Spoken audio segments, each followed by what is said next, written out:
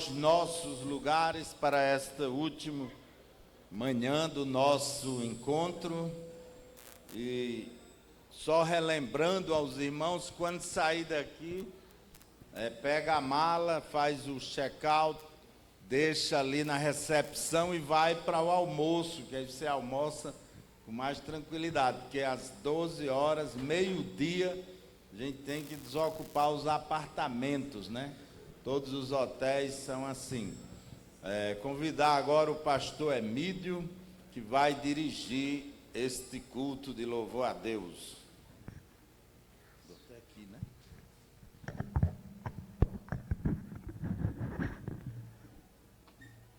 Bom dia, meus amados irmãos, com alegria que queremos adorar ao nosso Deus. E eu quero iniciar lendo o que está em 1 Samuel, capítulo 7, no versículo 12. Vamos ficar em pé, fazer essa leitura e após uma oração. Diz assim a palavra do nosso Deus: Então tomou Samuel uma pedra e a pôs entre Mispa e Sem, e chamou o nome dela Ebenezer, e disse: Até aqui nos ajudou o Senhor. Eu creio que nós também podemos dizer Ebenezer. Amém? Amém. Nosso Deus e Pai Celestial, te louvamos, ó Deus, pelo congresso, pelas bênçãos que o Senhor já nos concedeu. Pedimos, ó Deus, pelo andamento, que tudo aqui, ó Pai, seja para te honrar e também glorificar o teu santo e excelso nome. Pois oramos, ó Deus, com gratidão ao Senhor e fazemos isto em nome de Jesus. Amém. Podem sentar, meus amados irmãos. Vou convidar o pastor Carlos, ele será o nosso regente. E nós, então, vamos adorar o nosso Deus com o cântico 16, Santo, Santo, Santo. Bom dia, irmãos. Vamos louvar ao Senhor. E como esse hino é bem mais conhecido que alguns que nós cantamos, se você já cantou em coral e sabe a sua voz em cada uma das divisões, você pode cantar. Vou pedir aos músicos na quarta estrofe, termos só a congregação cantando.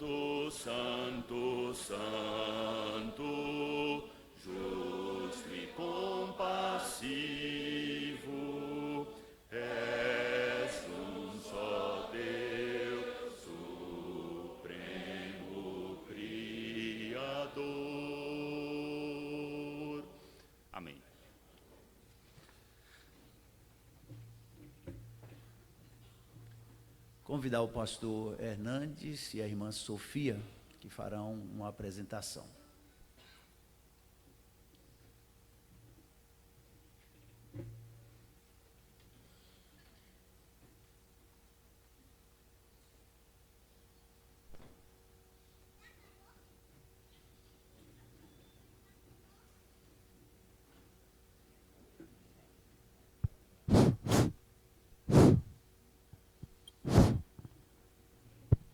Oi, oi, oi.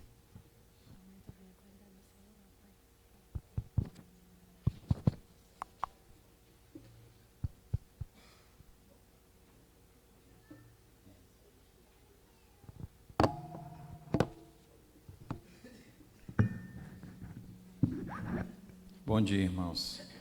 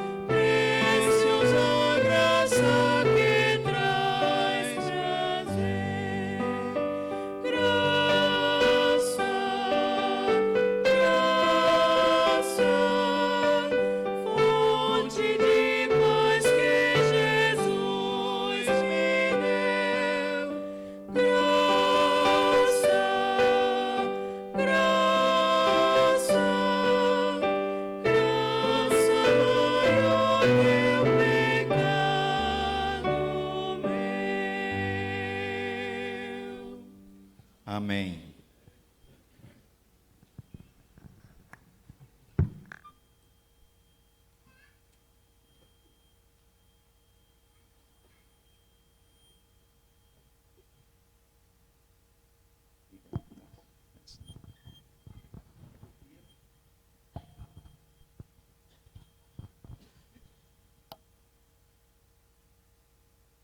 Obrigado, irmã Sofia e pastor Hernandes. Então, dando prosseguimento, irmãos, vamos adorar ao nosso Deus. É o hino 20 do nosso inário. quão profundo o amor de Cristo. Vamos ficar em pé para louvarmos a Deus com este belo hino. Pastor Carlos.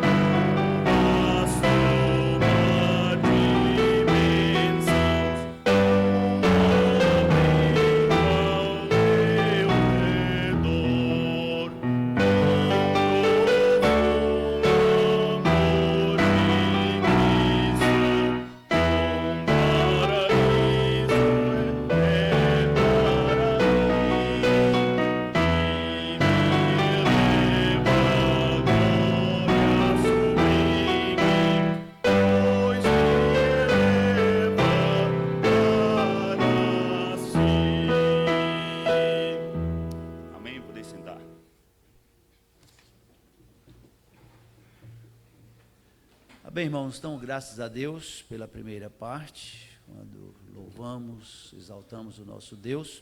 E agora eu quero convidar o Dr. Hermann, que vai dar prosseguimento aos seus estudos e com certeza, mais uma vez, vai nos abençoar com a palavra do nosso Deus.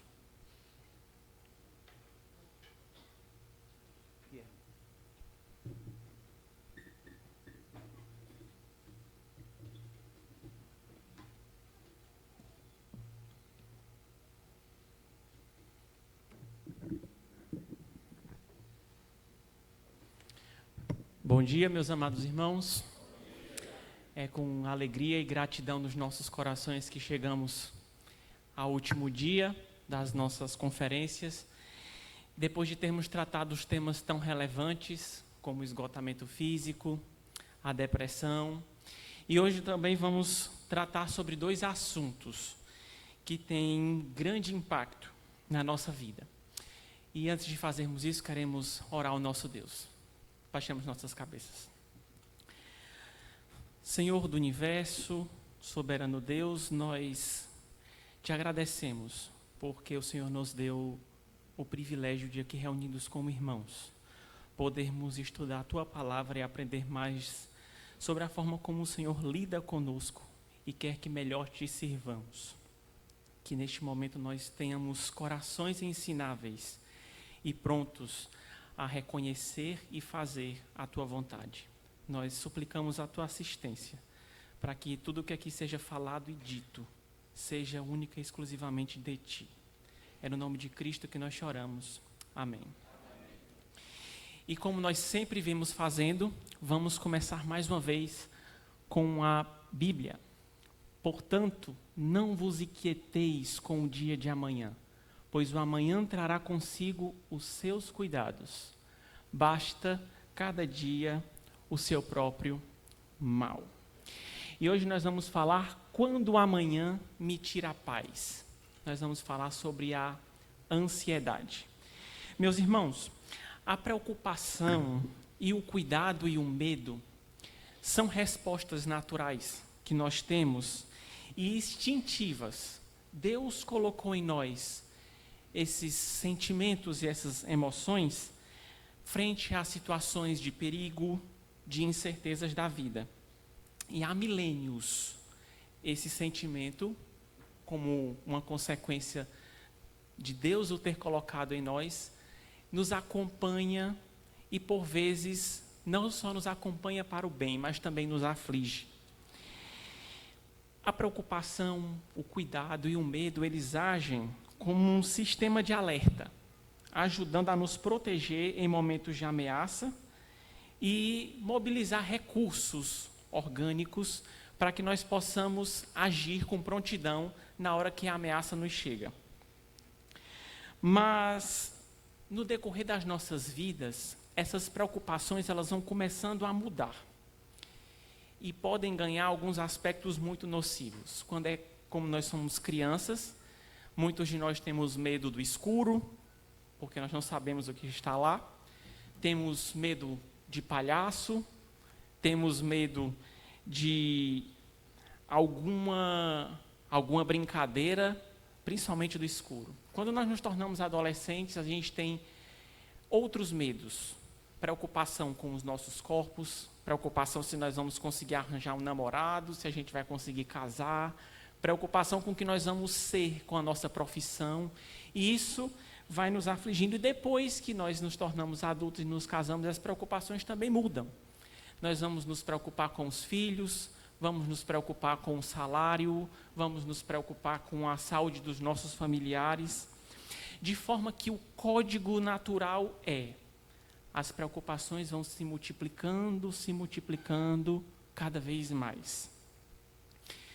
Mas eu queria ressaltar para os irmãos que, embora a gente sempre enxergue a ansiedade como algo ruim, ela tem um aspecto bom, como nós já falamos, de nos proteger e de nos guardar.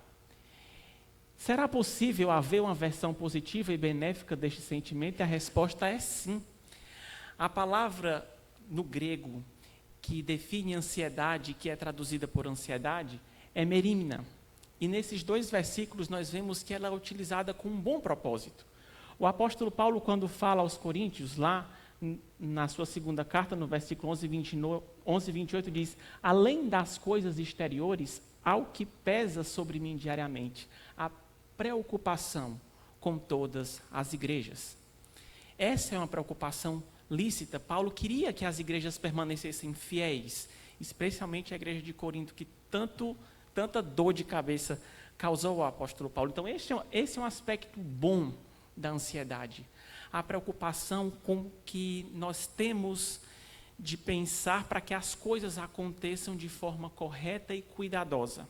E quando ele escreve ainda aos Filipenses, no versículo 2 e 20, informando que enviaria Timóteo e Epafrodito para que consolassem, né? Nós vimos nas pregações da noite que ele teve bem pouco tempo de permanecer nessa cidade, então ele se preocupou em mandar pessoas lá para que continuassem discipulando aqueles irmãos. Ele disse: porque a ninguém tem igual sentimento que sinceramente cuide dos vossos interesses. E esse cuide aqui é a palavra merimna, que é a mesma que nós vamos ver que é usada num contexto ruim, de forma que nós podemos entender que há um cuidado e uma preocupação boa, que nós devemos respeitar como uma característica que Deus coloca em nós para o nosso cuidado. E os exemplos são, por exemplo, um pai e uma mãe que estão à espera de um filho que vai nascer. Existem muitos momentos de incerteza. Quando é o primeiro filho, tem o primeiro parto, que sempre é um momento de muita emoção, depois um bebê pequeno que não se sabe como cuidar, e esse bebê pequeno às vezes adoece e você não sabe o que fazer. Então, isso gera uma certa preocupação e cuidado que faz, inclusive, que nós nos preparemos da melhor forma possível para receber esse bebezinho que está vindo.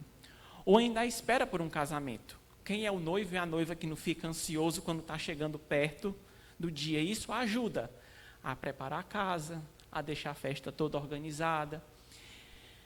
A doença de um familiar, ou até mesmo a doença de filhos. Quando nossos filhos, nossos pais, nossos irmãos adoecem, nós nos preocupamos, levamos ao médico, ele passa o remédio e nós queremos que eles melhorem logo. Isso é uma preocupação lícita. E, no contexto de nosso contexto aqui mais comum, quando temos que preparar uma aula ou um sermão mais importante, nós nos preocupamos e ficamos um tanto quanto cuidadosos. Isso é importante, principalmente no serviço do Senhor, para que nos ajude a depender mais dele. Então, essas preocupações, às vezes, vêm como uma boa ferramenta para que nós não nos esqueçamos que nós devemos depender do Senhor. E até hoje, eu pelo menos ainda sou assim. Se eu vou dirigir um culto, ou se eu vou tocar no culto, ou se eu vou sempre dar aquele friozinho na barriga. Não algo que cause um espanto ou paralise, mas um sentimento de cuidado e preocupação que é importante para que nós aprendamos a depender do Senhor. Entretanto, por ser algo benéfico e fisiológico, o nosso corpo responde a isso de diversas formas. E a primeira delas é que quando a gente fica nervoso, o coração começa a bater mais acelerado, que é o que a gente chama de taquicardia. E o coração começa a bater e você sente o coração pulando no peito. Você não consegue perceber porque isso é uma coisa que só as outras pessoas veem, que são as suas pupilas, essa partezinha preta que fica dentro da cor do olho, devido à liberação de certas substâncias que são encaradas como perigo, elas se dilatam. E o objetivo é que elas mais dilatadas entre mais luz e você consiga ver melhor o ambiente em que você está e assim possa estar mais atento e preparado para qualquer tipo de coisa que aparecer e você está pronto para agir. Como uma consequência, a sua pressão arterial sobe, como uma resposta a tudo isso para que você tenha um preparo para esse momento de tensão. E libera-se uma substância que se chama cortisol, que ele faz com que mais açúcar e glicose chegue nos músculos. E você tenha uma prontidão, seja para correr, seja para lutar, seja para enfrentar de uma forma mais ávida ou mais rápida aquele problema. E por fim você começa a ficar mais ofegante e puxar mais o ar, a frequência respiratória aumenta como um mecanismo de mais oxigênio entrar no seu corpo e assim você está mais pronto ainda para agir daquela preocupação ou naquele cuidado.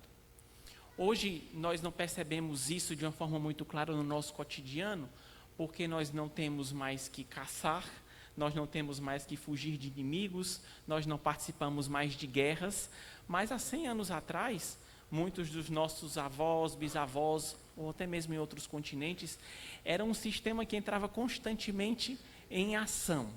E isso é algo fisiológico. Deus nos dotou com essas características, para que nós possamos reagir aos perigos que nos apresentam. O grande problema é quando isso se torna algo crônico. Quando todo dia, e por circunstâncias que, na verdade, não são perigosas, eu começo a ativar esse sistema e começo a me preocupar em demasia e meu coração começa a acelerar pensando na vaga do estacionamento que eu vou achar ou não vou achar quando eu for estacionar meu carro no centro da cidade. Ou na possibilidade de um assalto acontecer quando eu for pagar uma conta no banco. Ou ainda com o salário que pode ou não pode entrar no final do mês. E isso vai começando a gerar uma cascata de fenômenos repetitivos dessa sequência. E começam a vir dores de cabeça, fadiga, tensão muscular e outros sintomas crônicos que começam a atrapalhar a nossa vida no trabalho, na escola, nas relações pessoais e nas atividades cotidianas. E deixe-me lhe dizer que a nossa vida atual contribui demais para que nós façamos isso. Por quê? A nossa rotina. Então, antes, se eu queria me comunicar com alguém que estava do outro lado do país, eu tinha ou que me deslocar até uma cabine telefônica, passar por vários processos até que a ligação fosse completada e eu conseguisse falar. Isso era caro e era demorado. Antes disso, até eu tinha que escrever uma carta, esperar semanas e semanas para receber a resposta. Hoje, em 5 segundos, ou até menos que isso, a gente manda uma mensagem que cruza o mundo e volta. E assim com diversas coisas na nossa vida, e isso vai treinando o nosso cérebro para que tudo funcione de uma forma muito rápida e muito frenética. E o nosso cérebro é muito hábil em aprender essas coisas. E quando a resposta daquilo que nós estamos esperando não chega em 5 ou 10 segundos, você já começa assim, manda carinha, manda um ponto de interrogação, cadê a resposta? E a gente aprende esse ritmo acelerado de vida e começa a querer levar isso para tudo o que nós fazemos.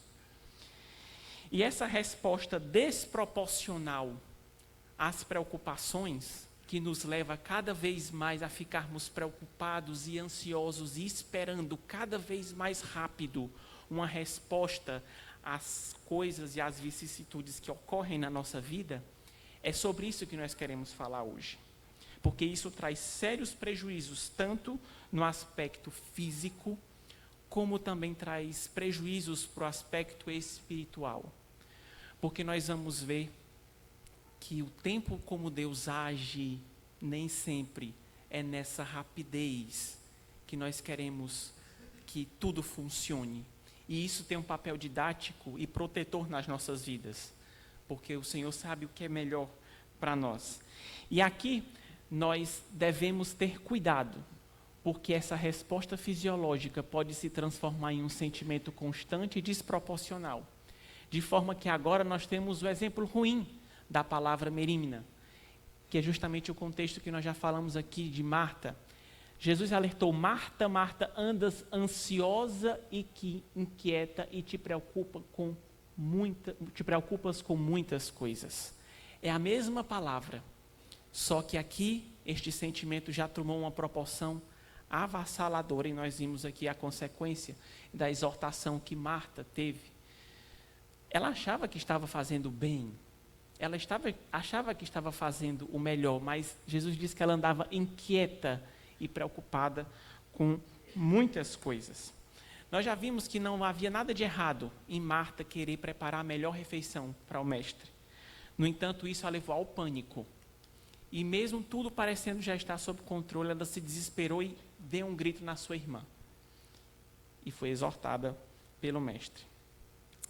De forma, meus irmãos, que hoje eu queria ponderar com vocês alguns sinais que nós apresentamos e que nós devemos nos avaliar constantemente, para que nós não incorramos no erro de Marta e no erro de muitos e muitos outros personagens bíblicos, que deixaram de confiar no Senhor e confiaram nas suas próprias forças, medos e preocupações, e por isso não se saíram bem.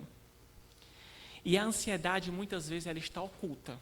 A gente acha: não, eu sou muito tranquilo, eu não me preocupo com nada. Eu não me preocupo, eu vivo uma vida tranquila, mas várias camadas de alguns cuidados que nós temos encobrem aquilo que está de fato no nosso coração e que gera ansiedade. E o nosso corpo, ele dá sinais. E nós queremos ensinar os irmãos e demonstrar o que nós devemos observar nas nossas vidas como sinais de alerta, de que nós não estamos descansando nos propósitos do Senhor. E o primeiro deles é sonho. Não que nós aqui vamos defender visões e sonhos, mas entendam, os sonhos, eles são uma projeção daquilo que nós vivemos no nosso dia. Então, enquanto nós estamos dormindo, o nosso cérebro ele continua funcionando, tentando resolver os problemas que nós não conseguimos resolver durante o dia. Eu não sei se vocês já tiveram a oportunidade de, quando estavam estudando para uma prova muito importante, sonhar resolvendo uma questão. Ou quando você está estudando uma língua estrangeira, sonha falando uma língua estrangeira.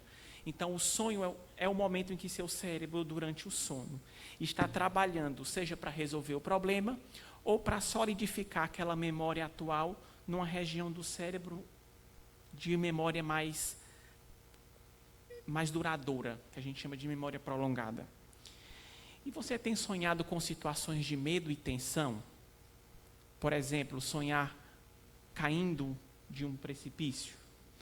Ou sonhar passando por uma situação vexatória, vergonhosa?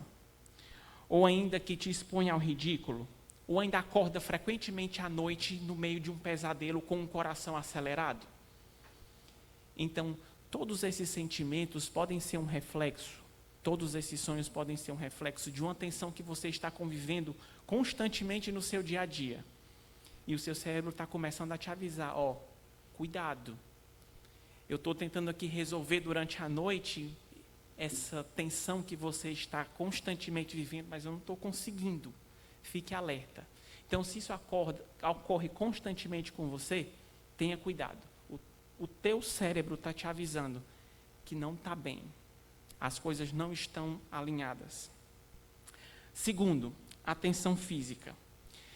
Se você parar agora e fazer um inventário da última semana e procurar pontos de tensões e começar a prestar atenção no seu corpo, você vai começando pela cabeça, a notar que sua testa constantemente está franzida. E seus ombros constantemente estão endurecidos, elevados. E seus músculos e seu masseter aqui, sua boca, geralmente está cerrada, a ponto de algumas vezes até dar uma dor aqui nessa região da articulação.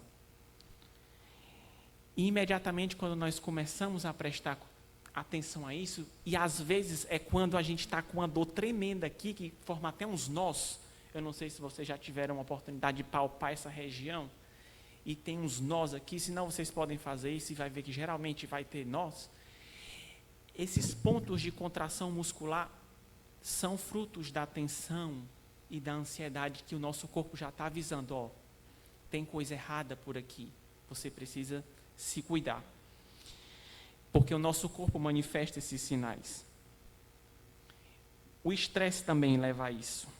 Existe uma lista praticamente infinita de coisas pelas quais nós passamos que começam a nos sufocar sem percebermos. Queremos dar conta de tudo e com medo de acharmos que somos fracos, incompetentes e desesperados, como nós vimos no primeiro dia, nós começamos a acumular coisas e aquele estresse vai trazendo uma tensão para o nosso corpo. E deixem-me lhes lembrar um conceito que nós conversamos. O estresse vai gerando uma bola de neve que mais e mais coisas vão chegando para que nós façamos, porque isso é uma estratégia de Satanás, para que nós fiquemos cada vez mais ocupados e fazendo mais coisas, para que nós continuemos na superfície, sem ter o tempo e a mente tranquila para nos aprofundarmos nos nossos sentimentos e assim tratarmos aquilo que é necessário. Se nós sempre estamos ocupados, nós nunca vamos ter tempo para parar e pensar sobre as coisas que nós fazemos e aquelas que nós não deveríamos ter feito ou não precisávamos ter feito. A ocupação e a motivação. Quando nós temos que administrar o mundo, a preocupação de agradar a todos, a meta do trabalho, ganhar mais dinheiro do que eu ganhei no ano passado, perder 10 quilos, ir para a academia, agradar os outros. A motivação, não há nada mais poderoso do que a motivação para que nos leve a fazer cada vez mais e mais coisas. Então nós temos que ter cuidado com as nossas motivações, porque às vezes excesso de motivação pode estar encobrindo a ansiedade que nós devemos tratar, mas que, na verdade, está sendo ampliada, porque eu tenho vontade de fazer cada vez mais coisas, levando a esse ciclo vicioso. E, às vezes, a consequência é a ira. Principalmente, isso é muito comum em homens, né? Então, eu estou tão ansioso e estou tão preocupado que, às vezes, eu descarrego na primeira pessoa que aparece, e isso é um tipo de defesa, para que as pessoas não consigam perceber, ou eu mesmo não perceba, o estado de alerta constante em que eu estou e de preocupação, e descarrego a ira. Então, muitas vezes, rompantes de raiva e de descontrole emocional desproporcional durante o dia, pode ser fruto de uma ansiedade, de um excesso de preocupação não tratado. E, por fim, a superproteção e as superstições. Aquele pai que se preocupa com tudo do filho. O filho já tem 15 anos, 16, às vezes já é casado, mas está lá. Comeu. O quê? Vai sair para onde? E isso gera uma falsa impressão de amor, mas na verdade é porque nós não conseguimos descansar sobre os cuidados que Deus tem com tudo.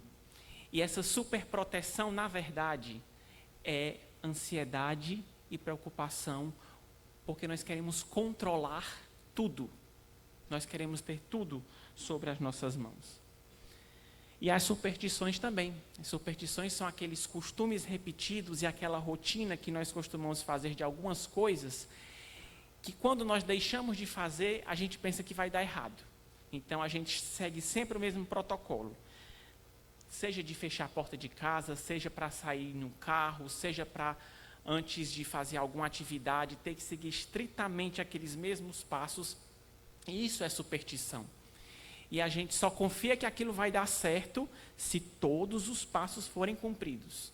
Se alguma coisa acontecer de errado, a gente pensa, poxa, vai dar errado, e agora o que é que eu vou fazer? Porque aquele único passo, aquele único item da rotina não foi cumprido. Isso também nos dá um alerta para a nossa ansiedade. De forma sintética, então, meus irmãos, nós queremos destacar aqui que o ansioso ele vive no futuro. Porque quando realmente a gente está na situação ou dentro na batalha, a gente nem lembra do que está passando. Então a gente fica ansioso até começar a aula, fica ansioso até começar o sermão, fica ansioso até o bebê nascer, ou até o casamento começar a acontecer. Mas na hora que está acontecendo o fato, a ansiedade meio que se dissipa, e isso mostra a característica da ansiedade. O ansioso, ele sempre vive no futuro. A ansiedade sobre o acontecimento futuro é pior sempre do que o acontecimento em si. Os ansiosos enxergam o futuro com detalhes minuciosos. Vivem ao passar do futuro para o passado, do passado para o futuro, sem viver o presente. E, na verdade, quando nós somos ansiosos, nós somos falsos profetas, porque nós prevemos coisas que quase nunca vão se concretizar. As preocupações que nós mentalizamos em mínimos detalhes quase nunca se concretizam. E isso acontece na minha vida. Por exemplo, olha só, uma parte que muito estava me angustiando era o parlamento. Eu disse assim, o que é que os irmãos vão perguntar para mim? Eu tenho que estar preparado. E fui. Aí no primeiro dia o pastor Paulo chega aqui. Quem é a prova que não tem o parlamento? Preocupação em vão. Eu fui dormir um monte de dia pensando em pergunta e resposta. Em pergunta e resposta. E pergunta. Ansiedade. Pecado. Né? Vamos livrar, né? Vamos tirar esse. Vamos fazer hoje. Mas, irmãos, essa é a característica do ansioso. Ele é um falso profeta porque ele se inquieta e se preocupa com coisas que quase nunca vão, de fato, acontecer. A preocupação com o amanhã não ajuda o dia de hoje, nem o dia de amanhã. antes nos priva do nosso vigor de hoje e queima a energia que nós temos de viver o hoje e resolver os problemas de hoje. Alguém disse que a maior parte das pessoas crucifica-se entre dois ladrões: o remorso de ontem e as preocupações do amanhã. E isso nos tira a paz do dia de hoje. Mas, meus irmãos, o que a Bíblia diz? Qual é a resposta que a Bíblia nos dá para nós tratarmos essa preocupação excessiva no amanhã? Isso foi uma verdade que eu não sabia e que eu aprendi enquanto preparava esse sermão para vocês. Os irmãos sabem qual é a ordem mais frequente na palavra do nosso Deus para nós? Não temas. E os irmãos sabem quantas vezes aparece essa ordem na Bíblia? Mais de 300 vezes, muitas vezes aparecem. E aqui estão só alguns dos textos em onde essa mensagem aparece. Então, meus irmãos, não temas. Aparece muito mais vezes do que ame o próximo como a ti mesmo, ou ame ao Senhor acima de todas as coisas. Isso fala um pouco de como Deus sabe que nós precisamos trabalhar essa parte na nossa vida. Foi Ele que nos fez. Ele sabe da nossa estrutura e Ele sabe que nós nos preocuparíamos. E Ele se preocupou em dizer diversas vezes na Bíblia: não temas. O enorme número de vezes nas quais Ele se dirige aos nossos medos mostra que Ele se importa muito mais com os nossos medos do que nós imaginamos. E embora essa frase pareça bem intencionada, dizer não temas, muitas vezes na nossa vida ela parece pouco prática. O medo aparece, a situação difícil chega, eu começo a me preocupar e eu fico repetindo para mim: não temas, não temas, não temas. Mas no fundo do meu coração, essa verdade parece não trazer o consolo que deveria trazer. Parece não acalmar e diminuir a frequência do meu coração como ela deveria fazer. E por que isso será que acontece? E a palavra de Deus nos traz uma nova exortação: aquietai-vos e sabei que eu sou Deus. Sou exaltado entre as nações, sou exaltado na terra. E aqui, meus irmãos, eu destaquei a palavra sabei, porque muitas vezes o não temas não faz sentido para acalmar os anseios do nosso coração e os nossos temores, porque nós não conhecemos suficientemente o Deus que prometeu isso e os seus atributos. E o que eu quero fazer hoje, nesta manhã, acima de tudo, não são trazer aqueles versículos clássicos: não andeis ansiosos, ou buscai, pois, em primeiro lugar o reino de Deus e a sua justiça, e todas as coisas vos serão acrescentadas, mas é que nós reflitamos sobre os atributos e as características do nosso Deus, de forma que nós reconhecemos que, sabendo quem Ele é, nós devemos plenamente descansar no seu poder. E quando nós lemos esse versículo, geralmente a gente escuta ele desde criança, a gente fica só na primeira parte: aquietai-vos e sabei que eu sou Deus. E a gente pensa que Deus faz isso só por amor a nós e por misericórdia que Ele tem às nossas vidas e por querer cuidar de nós. Mas o versículo ele não para, ele continua: sou exaltado entre as nações, sou exaltado na terra. Deus cuida de nós e nos livra e quer nos livrar das nossas preocupações pela sua própria glória e pela sua própria majestade. É uma questão de honra para o próprio Senhor que nós nos deleitemos nele, para que, sabendo quem Ele é, Ele possa ser exaltado nas nossas vidas quando o mundo nos vê calmos, tranquilos e nos regozijando mesmo em meio às dificuldades e às preocupações. Então, quando nós temos isso em mente e várias outras coisas que nós vamos mostrar aqui, nós vamos aprender e introjetar nos nossos corações o não temas como algo muito mais relevante de que de forma traga a tranquilidade que nós precisamos. E há 2 motivos pelos quais Jesus, ou Deus, fala o não temas. Primeiro, ele traz o não temas como um decreto de um rei. Não temais, ó pequenino rebanho, porque vosso Pai se agradou em dar-vos o reino. E ele é um rei que tem cuidado de nós, como séculos antes foi proferido pelo profeta Isaías. Não temas, ó vermezinho de Jacó, povozinho de Israel, eu te ajudo, diz o Senhor, e o teu Redentor é o Santo de Israel. Então nós vimos aqui, meus irmãos, que ao contrário de reis despóticos, autoritários, nós temos um rei que é o dono do universo e que ele se preocupa e conhece as nossas ocupações e medos e nos ordena o que é bom para eles. Ele nos lembra na sua essência e nas suas características que ele, embora seja um rei e nos ordene não temas, ele se preocupa que nós descansemos nele. Então, simplesmente nos dá uma ordem. Nenhum rei fala em se agradar ao dar qualquer coisa, muito menos o seu reino aos seus súditos.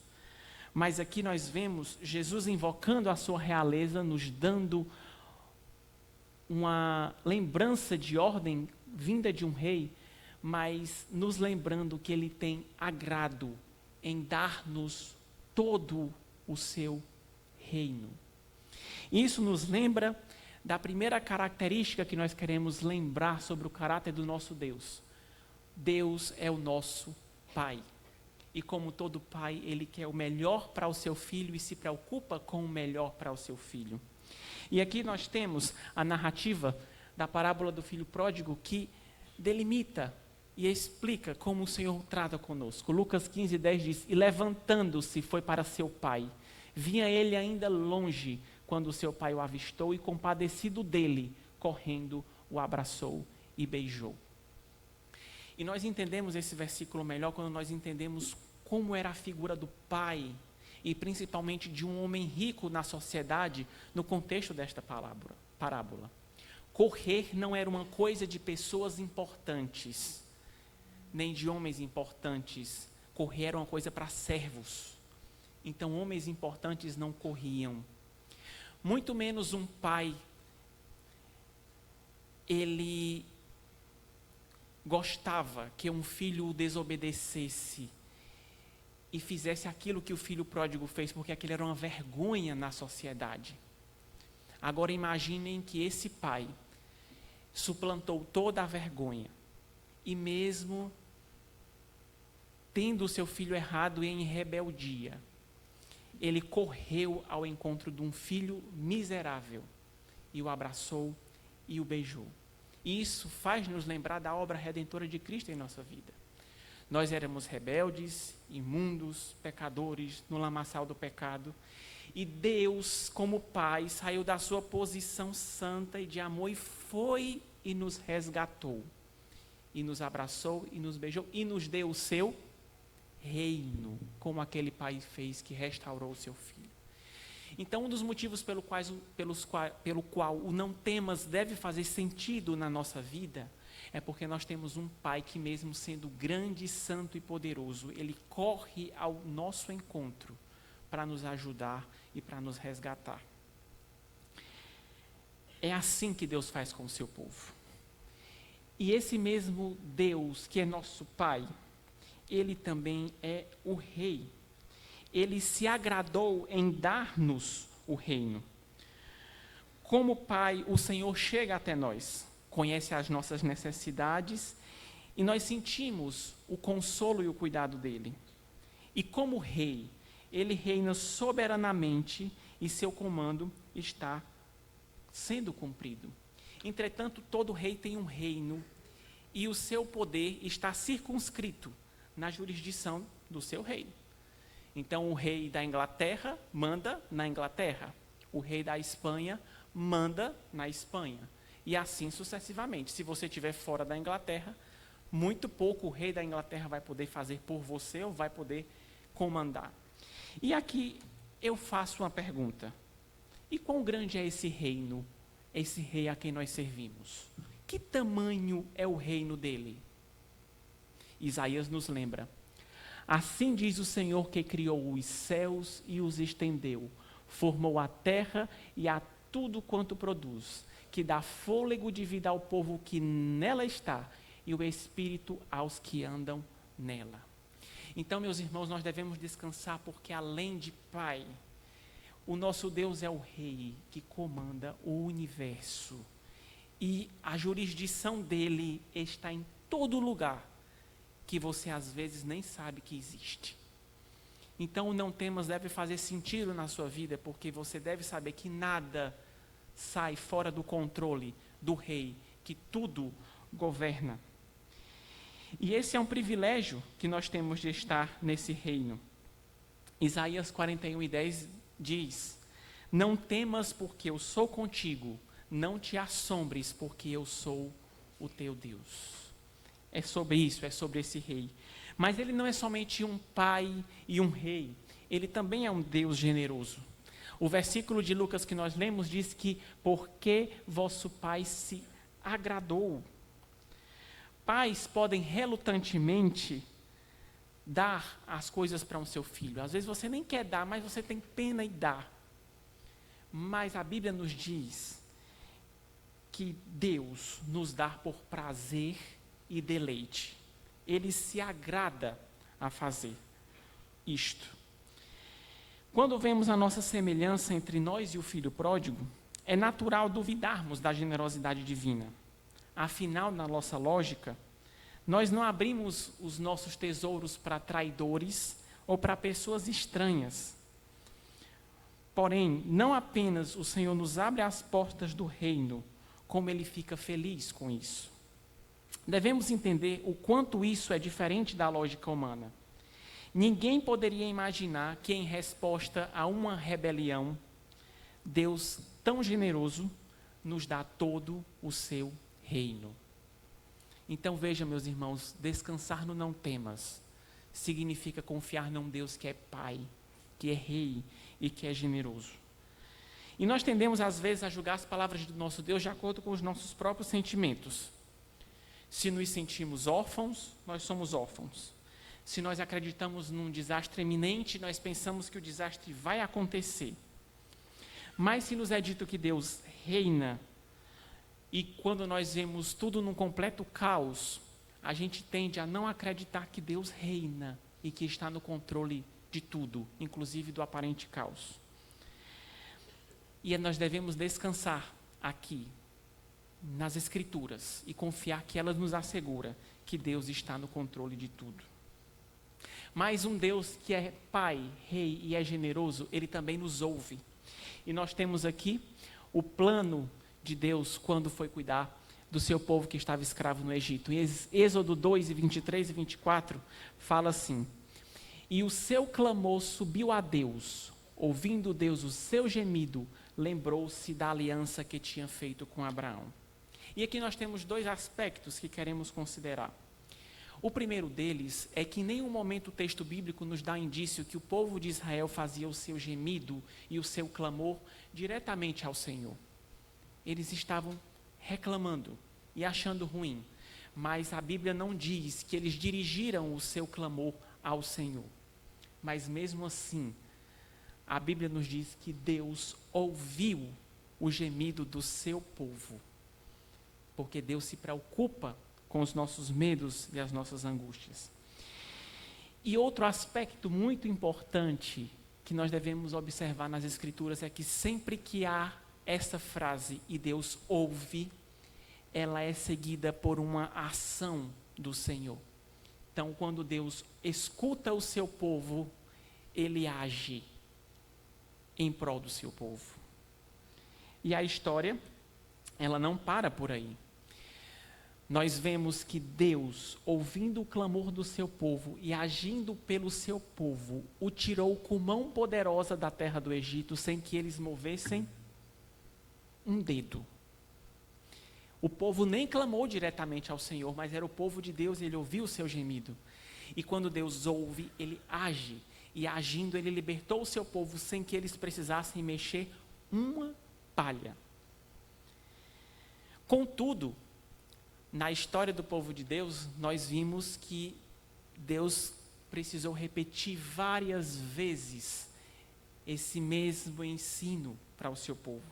E lá em Êxodo 16, 2 a 3, eu queria ler esse trecho com os irmãos, que diz assim: toda a congregação dos filhos de Israel murmurou contra Moisés e Arão no deserto.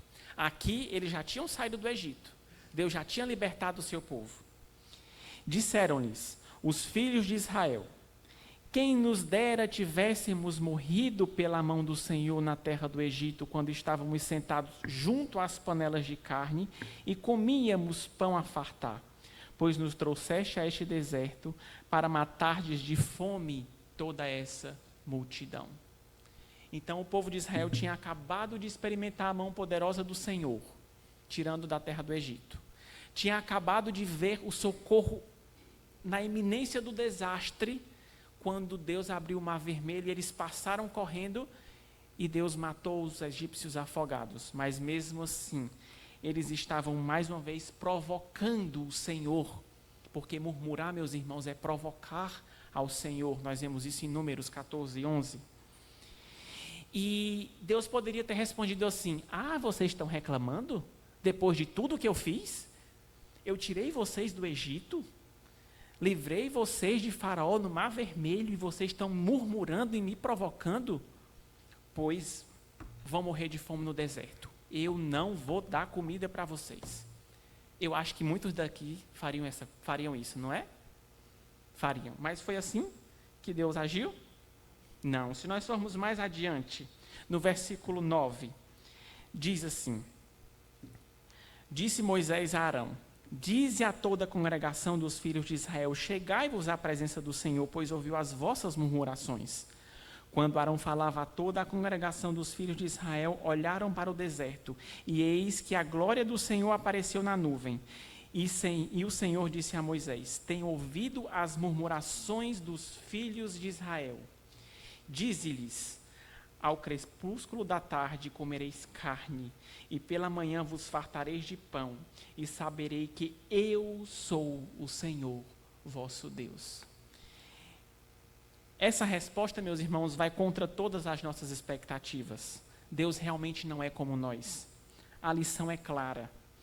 Ele não ouve por nossa causa e pela qualidade das nossas orações. Ele nos ouve porque Ele é um Deus que ouve.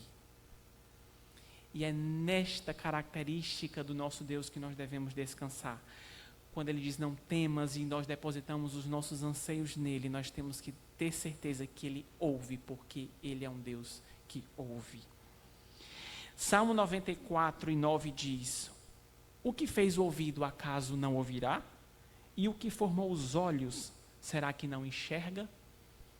Então, lá no Salmo, centenas de anos depois, Deus nos lembra: eu sou um Deus que ouve. Mas também, meus irmãos, o nosso Deus é um Deus que liberta. E mesmo depois de toda a libertação que Ele trouxe para o povo de Deus, salvando as suas vidas, mais uma vez, Deus o salvou por causa da sua preocupação com o alimento. E é assim que os ansiosos fazem. Sempre voltam as suas preocupações para os mesmos lugares. E foi assim que o povo de Israel fez. Eles sempre deixavam de descansar no Senhor e voltavam às suas preocupações. E Deus mostra uma segunda lição da providência divina. Ele enviou pão, mas Ele quis enviar um pão diferente. Um pão que não era de trigo, como eles estavam acostumados. Ele diz: eu vou enviar para vocês uma segunda prova de que eu liberto vocês agora da fome mais uma vez, por meio de uma forma que vocês nunca viram. E essa foi o maná, que significa justamente o que é isto. O que é isto? O povo acordou de manhã num belo dia e viu um monte de pedacinhos caídos no chão. E o que é isto? E Deus mais uma vez provou para aquele povo que o cuidado com eles, ou a alimentação deles, ou a providência que os sustentava não dependia deles ou do trigo que eles tinham, mas de um pão que era feito a partir de agora de algo que nunca tinha sido visto antes. Mais uma vez o Senhor nos lembra, somente Deus nos liberta e somente Deus pode cuidar dos nossos anseios e cuidados. E Deus está perto. Ele é um Deus que está perto. No versículo 10 que nós lemos, diz que eis que a glória do Senhor apareceu na nuvem.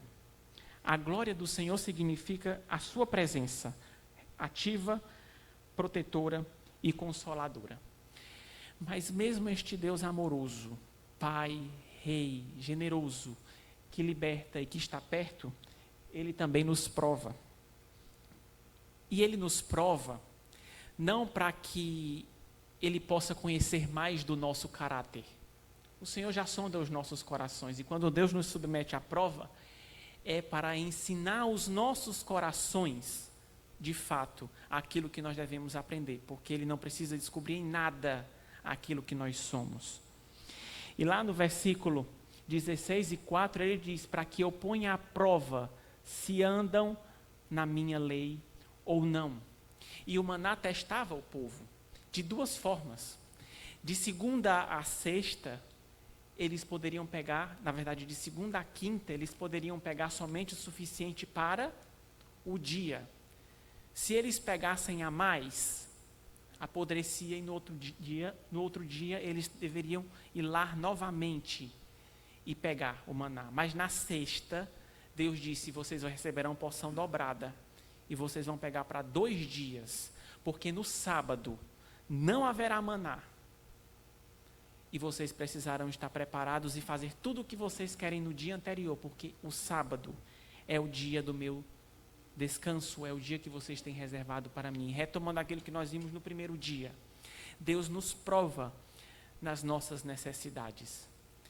E Ele aqui não dava maná para 1 ano, porque se Ele desse maná para 1 ano, o povo poderia estocar o maná e desaprender a depender do Senhor. Então, nosso Deus, muitas vezes, Ele quer que nós tenhamos o cuidado do dia, no dia, para que nós aprendamos a depender dEle, dia a dia, e confiar que no futuro o seu controle vai agir. Apenas o suficiente para hoje e o teste do sábado. Isso nos lembra que Deus quer que nós nos preocupemos somente com o dia, nos preocupemos somente com o dia, e o amanhã esteja a cargo dele. E nós vemos também que o nosso Deus é de uma generosidade sem limites, em Deuteronômio 8, 2 e 3. Ele relembra ao povo, recordar-te-ás de todo o caminho pelo qual o Senhor teu Deus te guiou no deserto estes 40 anos para te humilhar, te provar, e olha aqui, para saber o que estava no teu coração, se guardaria os não dos seus mandamentos. Ele te humilhou e te deixou ter fome, e te sustentou com o maná que tu não conhecias, nem teus pais conheciam, para te dar a entender que não só de pão viverá o homem, mas de tudo que procede da boca do Senhor viverá o homem. Essa frase é bem conhecida de todos nós, e ela retoma a tentação que Jesus Cristo passou lá no deserto, quando ele estava 40 dias sem comer e sem beber, e Satanás o tentou com comida. E Jesus, ele nos ensina que nós devemos depender do Senhor, e que nem sempre o conforto físico é o melhor, mas se nós nos fiarmos nas promessas e na palavra do cuidado do nosso Deus, nós certamente seremos abençoados por ela. Depois, o próprio Deus mandou anjos que assistiram e alimentaram Jesus, porque Ele se deleitou na generosidade e nas promessas de que Deus o sustentaria. Então, meus irmãos, é aqui que nós devemos ter esse cuidado de entender o não temas, em desfrutar das características e dos atributos do nosso Deus, que nos mostra que Ele cuida de nós. Mas um assunto também que nós queremos abordar hoje, além da ansiedade, nós não vamos fazer isso com muita profundidade, porque nós não temos tempo e isso precisa de muito tempo para ser discutido a fundo, é sobre a ideação suicida. Né? Quando tudo parece perder sentido, a dor é tão grande em que nós, ou aqueles que passam por isso, querem atentar contra a sua própria vida. E eu quis trazer algumas orientações preciosas aos irmãos, porque infelizmente isso tem aumentado de uma forma avassaladora dentro das nossas igrejas, dentro das nossas famílias. E nós precisamos saber como agir, como ajudar essas pessoas que passam por isso. Quando nós ouvimos a palavra suicídio, nos dá uma angústia, algo ruim, e o nosso corpo chega até a estremecer. E eu queria colocar aqui essa definição que eu achei muito boa, a mais completa, para que os irmãos tenham noção do que de fato é isso. O suicídio é uma ação permanente, intencional e egoísta, tomada contra si, a fim de eliminar o que no momento parece ser uma dor incessante e inabalável. Ela é uma combinação trágica de um processo no qual eventos não resolvidos convergem, deixando a pessoa sozinha, deprimida e completamente sem esperança. Então, isso aqui é o resumo da definição de que é o suicídio. E vai nos ajudar a entender o que nós devemos fazer e ajudar. E como nós devemos ajudar as pessoas que passam sobre isso. As estatísticas mostram que as mulheres estão mais propensas a cometer as tentativas de suicídio mais do que os homens. Em alguns países, há cerca de 10 vezes. Entretanto, os homens eles costumam ser mais efetivos na tentativa. Então, quando os homens tentam, geralmente eles conseguem fazer e chegar até o fim. E existem 2 idades onde acontecem os picos, entre os 15 e os 25 anos e entre os 55 e 65 anos. E isso acontece justamente porque são 2 fases na vida em que há muitas mudanças e há uma virada de chave, tanto na parte de 15 a 25 anos, onde a mudança de sair da casa dos pais, o emprego, relacionamentos, como dos 55 a 65, quando a aposentadoria se avizinha, quando o trabalho vai começando a deixar de ocupar espaço na sua vida, quando a aposentadoria e as fragilidades físicas vão chegando. De toda forma, a Bíblia, embora não traga especificamente o nome suicídio, ela nos mostra claramente que a morte não é algo natural. Romanos 5:12 diz que a morte entrou no mundo e passou a todos os homens porque eles pecaram. Em resumo, o suicídio nega a soberania de Deus sobre as nossas vidas. E nós queremos avaliar aqui que a Bíblia nos traz alguns exemplos de homens que cometeram tanto o suicídio como a ideação suicida. Abimeleque é um deles. Ele matou um rei para ser rei, e depois de 7 dias, quando o exército descobriu o que ele tinha feito, o seu exército descobriu, quis matá-lo. E aí, para ele não ser morto pelo exército, ele se desesperou, e aqui foi uma ideação suicida. Ele pediu para que o seu escudeiro o matasse, o seu escudeiro o matou. Saul, todos nós já conhecemos. Ele estava gravemente ferido, e para não correr o risco e a vergonha de ser morto pelos filisteus, ele mesmo se atirou contra a sua espada, porque o seu escudeiro não teve coragem de matá-lo. E depois dele, o seu escudeiro também se matou. Aitofel era um conselheiro de Davi e de Jonatas, de Absalão, desculpem, de Davi e de Absalão. Quando Absalão se revoltou contra seu pai, e Aitofel seguiu Absalão, e viu que Davi estava para perseguir, ele se desesperou. E a Bíblia diz que Aitofel fez algo que muitos daqueles que praticam costumam fazer. Ele pôs sua casa em ordem. Então ele organizou tudo, deixou tudo pronto, foi lá e atentou contra a sua própria vida e tirou a sua vida. Zinri é outro exemplo que tomou o reino queimando várias torres. E quando ele estava próximo a queimar uma próxima torre, uma mulher jogou uma pedra de cima da torre e o feriu na cabeça. O ferimento era grave, mas não o matou. E ele, para não passar vergonha porque uma mulher o tinha matado, ele atentou contra a sua própria vida, queimando-se dentro do palácio. E Judas é o que nós já conhecemos, né? Judas é o exemplo mais clássico, quando a tristeza que não gera o arrependimento e sim gera o remorso, levou a ele a atentar contra a sua própria vida. E nós temos alguns mitos que nós queremos desmistificar hoje. Primeiro, as pessoas que falam não vão realmente cometê-lo. É aquela frase, né? Quem quer fazer não avisa, vai lá e faz. Isso é mentira. Toda pessoa com ideação suicida e que quer cometer suicídio dá vários avisos antes sobre esse assunto. E nós não devemos desprezar. Pensar em suicídio significa que você vai cometer suicídio. Isso também é uma falsidade. Existem 3 passos para o suicídio. Primeiro é a ideação. A pessoa pensa em fazer. Segundo é o planejamento. Aquela ideação, a vontade progrediu e a pessoa começa a fazer. Eu vou fazer assim, assim, vou tomar aquele remédio, vou pegar aquela faca, vou pegar aquela corda em tal lugar. Isso é o planejamento. E quando o planejamento fica concretizado, há, de fato, a execução do plano, o suicídio em si.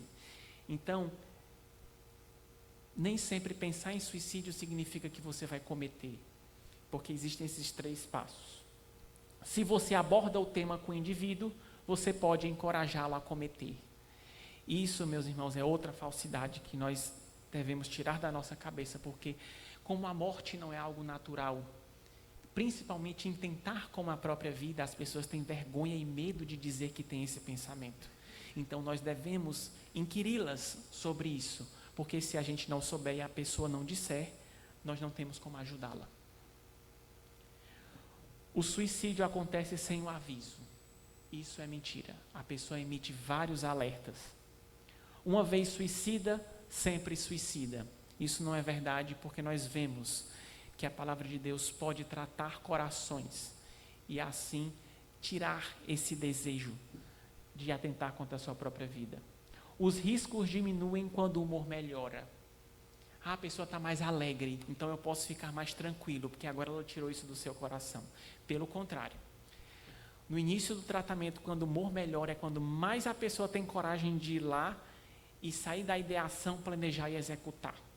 Então, se a pessoa tem estes sentimentos mais perto, nós devemos ficar ainda e mais colados, porque mais facilidade ela vai ter e mais vontade ela vai ter de fazer isso até que as coisas comecem a se regular de fato. E as pessoas suicidas, elas têm a intenção de morrer. Na verdade, meus irmãos, elas não têm a intenção de morrer. Elas têm a intenção de aliviar o sofrimento que elas estão passando. E a única saída que elas veem é tirar sua própria vida. Elas não conseguem mais enxergar nada.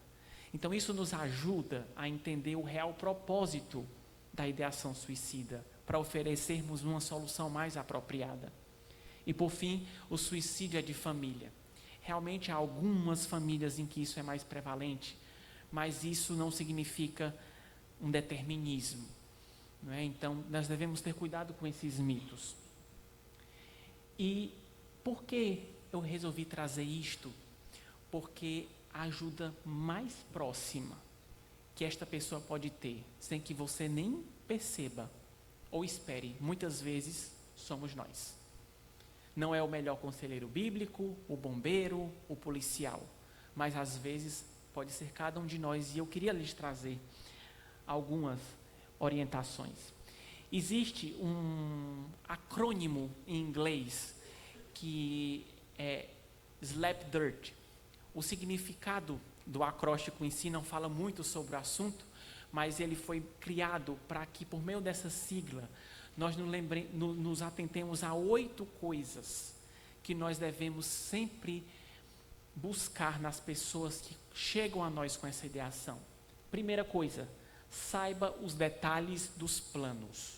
Se essa pessoa já planejou, saiba onde você quer fazer, como você quer fazer. Você quer estar longe das pessoas? Por que você pensou? Delimitando os planos da pessoa, nós conseguiremos ajudá-la a tentar evitar que essas pessoas se exponham aos riscos deste plano. Segundo é a letalidade. Você quer tomar muitos comprimidos? Você vai comprar 2 frascos de chumbinho e ingerir? Você vai pegar uma corda, amarrar no pescoço e se pendurar? Você vai pegar a gilete e se cortar? Então, saber da letalidade, ou seja, de quão grave é o planejamento ou daquilo que a pessoa vai usar para atentar contra a sua própria vida, ajuda a gente a ter uma noção de quão grave é essa ideação. Segundo é a acessibilidade aos meios. Aquilo que a pessoa quer usar é acessível a ela tem com facilidade, porque uma vez que nós soubermos que ela tem facilidade, a gente tem que tirar aquilo de perto da pessoa. E por fim, a proximidade de ajuda. Então, tem muita gente que, aconteceu vários casos já de pessoas que disseram, estavam em casa, sempre acompanhadas, passando por essas dificuldades e diziam, eu vou dar uma volta na praça, eu vou dar uma volta na rua. E aí, a pessoa, ela saiu da proximidade de quem estava cuidando. E lá ela levou uma corda, na primeira árvore que encontrou, no local mais afastado, completou o seu plano. Então, nós devemos sempre estar atentos a esses fatores. E se uma vez que a pessoa já cometeu o suicídio alguma vez, ou já tem tudo planejado, nós devemos pensar nessas outras 4 características. Determine a periculosidade daquilo que a pessoa já fez. Se realmente ela chegou a cometer tentativas que possam de fato levar. Porque, como eu já falei para os irmãos, a intenção da pessoa não é morrer. A intenção da pessoa é aliviar o sofrimento. E às vezes ela só engole alguns comprimidos que no fundo ela sabe que não vão levá-la à morte. Mas às vezes ela utiliza meios, como algumas pessoas que se enforcaram e rapidamente uma pessoa chegou e conseguiu segurá-la enquanto outra cortava a corda. Então, determinar a periculosidade daquilo que a pessoa faz, o quanto ela usou de meios que pudessem de fato consumar aquilo, ajuda a gente a trabalhar nisso. A impressão que você tem daquilo. O resgate, nós devemos sempre estar atentos para sabermos e pensarmos em como nós vamos agir, ligando para a polícia, ligando para o SAMU, ligando para os bombeiros, frente àquela situação. E o tempo. Nós devemos saber há quanto tempo esta pessoa está ali, planejando e querendo executar aquilo. E algumas coisas para você não fazer frente a essa situação. Nunca deixe a pessoa sozinha, porque essa pessoa sozinha vai conseguir fazer o que quer. Não ignore os sinais verbais e comportamentais.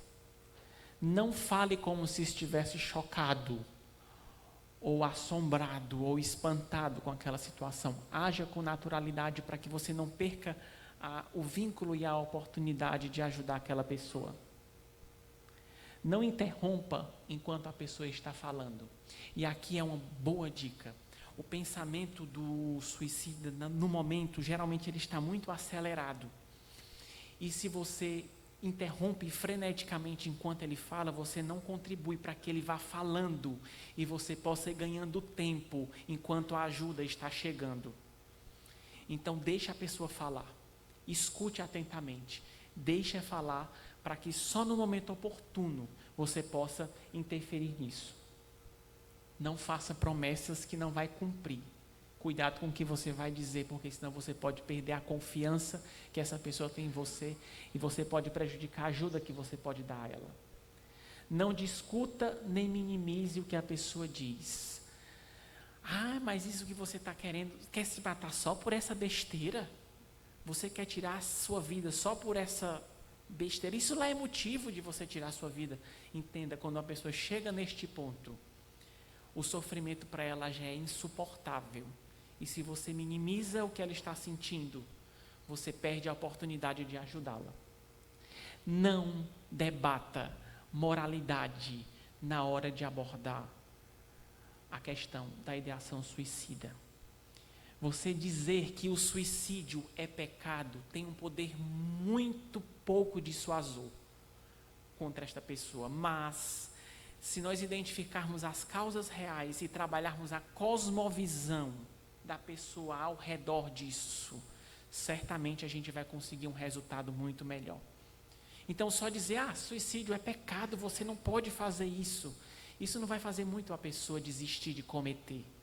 Mas se nós começarmos a procurar as causas e as intenções do coração por trás daquilo e tratá-las dentro da cosmovisão, por que a pessoa quer fazer aquilo, e trabalhar de fato estes problemas, a gente conseguirá minorar os planos da ideação suicida. Então, cuidado para não ser um moralista, porque isso vai atrapalhar enormemente. Não permaneça a única pessoa a ajudar. Sempre chame ajuda. Não queira ser super-herói nem super-homem. Essas coisas são graves e não podem ser levadas sozinhos, e muito menos não concorde em guardar segredo. Como eu disse, as pessoas têm vergonha e elas pedem, por favor, não conta para ninguém, não conta para minha esposa, não conta para o meu marido, não conta para o meu pastor. Não se comprometa jamais em guardar segredo. Isso não pode ser obviamente você não vai estar no rádio ou botar no Instagram ou no grupo da igreja, mas você deve chegar para pessoas de confiança que te ajudem e ajudem aquela pessoa. Não lide com isso sozinho, porque isso é muito grave. E agora eu quero dizer algumas coisas que você pode fazer. Ore sem cessar. Enquanto você estiver nesta situação, peça a Deus sabedoria para que Ele te dê a ação correta, as palavras corretas e a atitude correta frente a esse desafio. Segundo, permaneça calmo, porque o pânico vai nos levar a erros. E é por isso que eu trouxe isto para os irmãos. E eu queria que os irmãos depois tirassem foto, anotassem e em casa se imaginassem numa situação como essa. O que eu vou fazer? O que eu vou dizer? Quais passos eu devo tomar? Meus irmãos, nós não sabemos quem o Senhor vai colocar ao nosso lado. Às vezes pode ser a pessoa que está no nosso lado do ônibus. Ou a gente está atravessando uma rua e a pessoa está lá. Então anote isso e tente mentalizar o que eu faria. Quais seriam minhas atitudes para ajudar essa pessoa? É por isso que eu estou trazendo isso para os irmãos hoje. Seja paciente, não apresse o suicida. E eu estava lendo uma história em que um pastor estava tratando um casal que estava passando por dificuldades, e a esposa deste homem ligou desesperada para o pastor, que o casal já estava sendo aconselhado, porque ele estava com a faca no pescoço, querendo cortar. E aí a esposa, muito hábil, colocou o celular no Viva Voz, e o pastor mais sábio ainda disse assim: irmão, não faça isso, deixa eu lhe lembrar de algumas promessas do Senhor. Pegue uma caneta e um papel e anote esses versículos. E no momento em que ele teve esse lampejo de sabedoria, o homem soltou a faca, pegou a caneta e o papel, e enquanto a polícia chegava, porque a esposa daquele pastor já tinha acionado a polícia para chegar lá, ele foi anotando os versículos e o risco foi se dissipando. Então não apresse, tente ficar calmo e peça ao Senhor sabedoria para você saber lidar com a situação e afastar o risco. Ajude a definir o problema acuradamente. Como eu já disse, veja o sofrimento que há por trás daquilo. Reformule os pensamentos dessa questão e foque na questão central do problema e não no fim, que já é a perda da esperança que leva à ideação suicida. Por fim, fique fisicamente próximo e proteja o entorno, afaste aquilo que possa levar à autoagressão. Enfatize a natureza temporária do problema. A pessoa já está sem esperança. Acha que o seu problema não vai ter fim. Então, mesmo que aquilo seja uma doença crônica, ou às vezes até uma doença terminal que leve ao desespero, lembre que aquilo não é eterno, é temporário e vai passar. Seja aqui ou seja na eternidade, quando Deus quiser de fato levar esta pessoa para ela não atentar contra a sua própria vida. Ouça com muito cuidado e responda apropriadamente, e se for iminente, você vai chamar ajuda, vai ligar para a polícia, vai ligar para o bombeiro, vai ligar para o SAMU. Se uma pessoa tiver para pular da ponte, você não vai se agarrar com ela, você vai conversando com ela, vai tentando acalmar os seus pensamentos até que chegue o profissional, porque se você se abraçar com ela, podem dois juntos, em vez de um. Então não queira bancar o herói, você já vai ajudar muito oferecendo esses outros subsídios que nós comentamos aqui.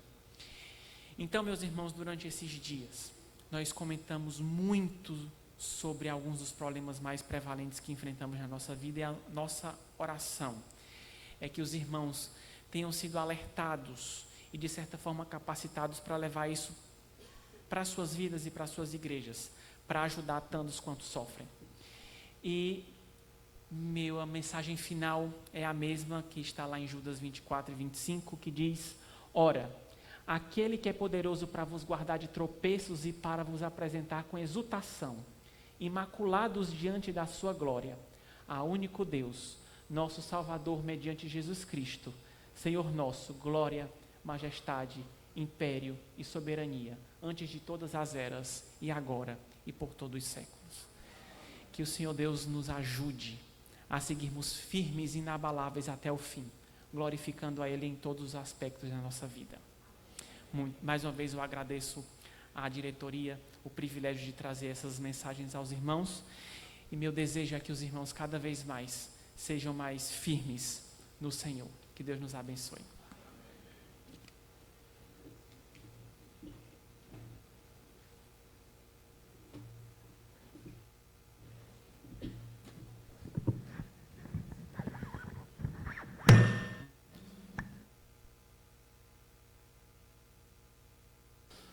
Vamos ter um recesso, 15 minutos, e eu estarei chamando para voltarmos aqui, porque hoje nós temos ainda as comissões, os relatórios, a eleição, e o tempo hoje é limitadíssimo.